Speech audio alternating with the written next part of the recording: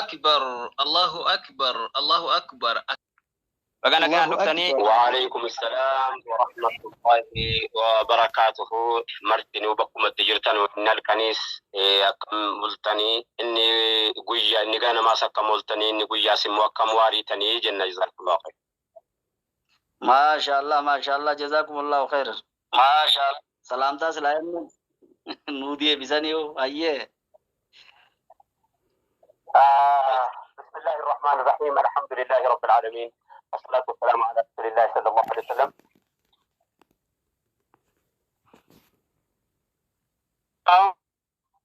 ummata keenya kan yoos kanarraa fagaatan jireenyaan waliin nu milkeessu gaa rabbiin keenya rabbiin nuuf tolchu itti gala keenya akka deemnu faana ergama rabbii keenya namni milkaa'uu fedhu du'aa fi jireenyaan qabachuudha cimsee karaa nabii keenya sahaabota irratti ilaallachuu fakkeenya jiruu kophaas ta'e hawaasa wal keenyaan itti deddeebine fakkii walii keenya akka rabbii keenya ni taanu salaama natamannaa liqaa akka bisalaama.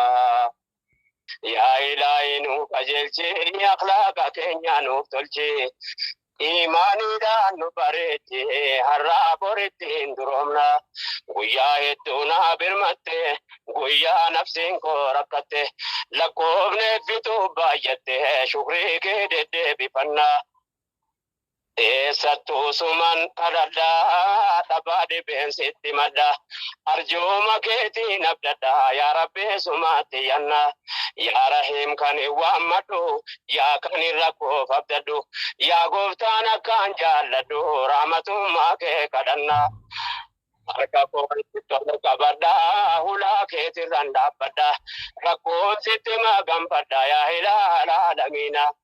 الله يا الله يا موتي بيت ومراد كوتي وتوك يا دكوتي قلت سبجو قرانا يا رحمن ورارمي بجو عندن قلبي كمرين انت تحكمين قابس قرا قرمنا كان جاران ديمو تدابدو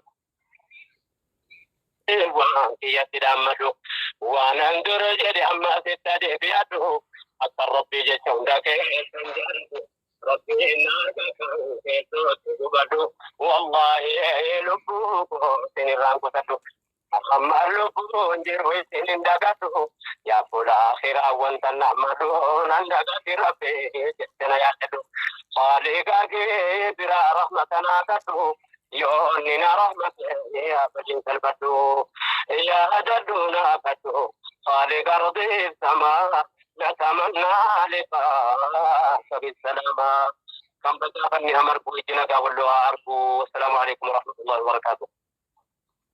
وعليكم السلام